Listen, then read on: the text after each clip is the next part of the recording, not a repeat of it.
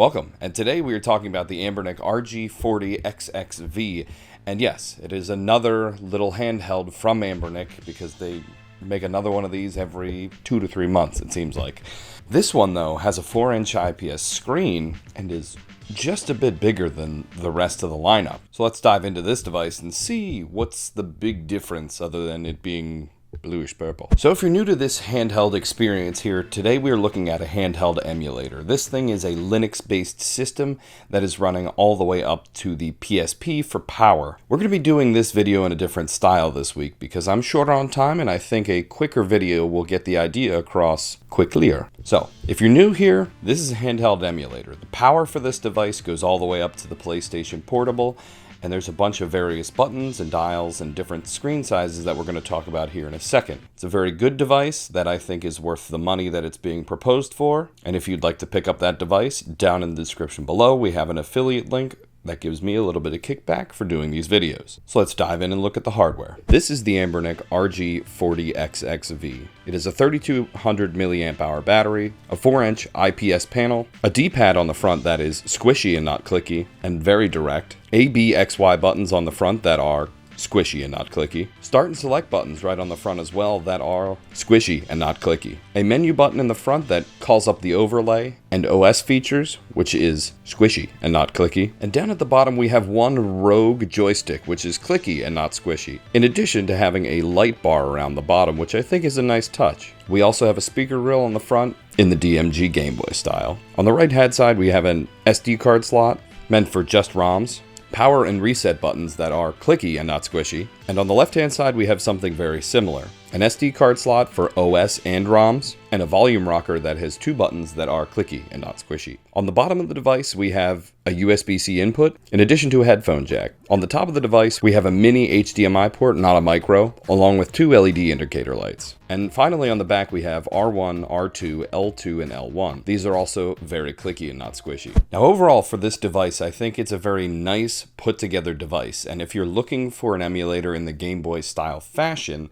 I think this gets it done for you because it's just a bit bigger screen, and if you're looking for more power, it's not going to get quite past the PSP era and it won't do all of those games, nor will it play all of the N64 games perfectly, but it'll get a lot of that vertical handheld emulation done for you, which is our Game Boy Advance, PlayStation 1, stuff like that. I think physically this device is fantastic. It's put together really well. The finish on the device feels really nice in your hands and doesn't leave a ton of smudge marks. Comes in 3 different colors, black, this bluish purple, and then a white. But the next big thing we really need to talk about is the software. So let's dive into Anbernic's overview.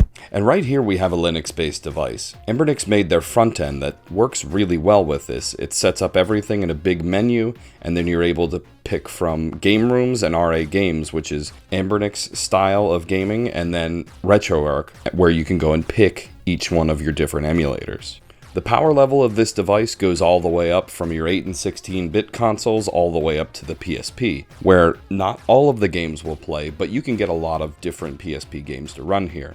Now, the aspect ratio of this screen is not conducive to the PSP. The PSP was much more of a widescreen console, so it's going to look a little stretched in its regular orientation, or you can squish it back down and have black bars on the top or bottom. PlayStation plays great for this reason because that had a square aspect ratio screen, along with Nintendo DS and N64 games. Now with some of the N64 games, like some other consoles in this genre, they do have issues with the 3D rendering here. So when you're playing Super Smash Bros, some of the things won't render in quickly. Now they do have fixes for this, but this is just the stock firmware that I'm reporting on here. Dreamcast works really well, in addition to Game Boy Advance and Pico 8 games. You also have Portmaster support on this device, which works very well for the games that are supported and you have the copies for. I also think Nintendo DS is one of the best systems to play on this type of device because of how large the screen is. They made a bunch of different types of Nintendo DSs, everywhere from the original chunky gray ones to the DSi to the DSi XLs. So they were able to scale these games to a way larger screen than the 4-inch one we have here, and it still looked okay. So playing on this device and swapping between the 2 screens just with regular Mario Kart games works really well here.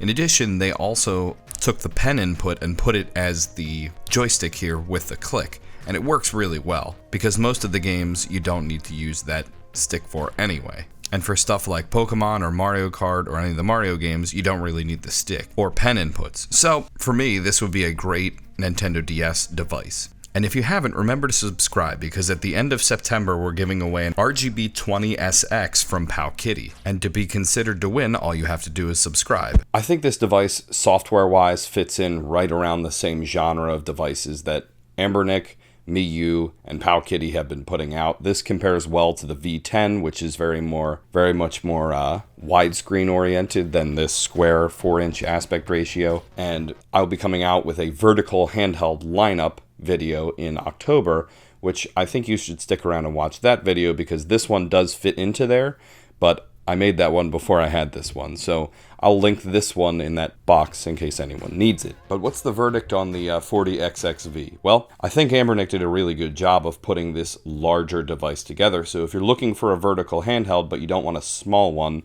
this is the option that you're going to go with. If you're looking for something else though, if you're looking for more power, you're going to need to step up to a different device. This is the under $100 category device, and I think they've done a really good job of just tweaking those little things that were wrong and making a slightly bigger device for people who maybe want it.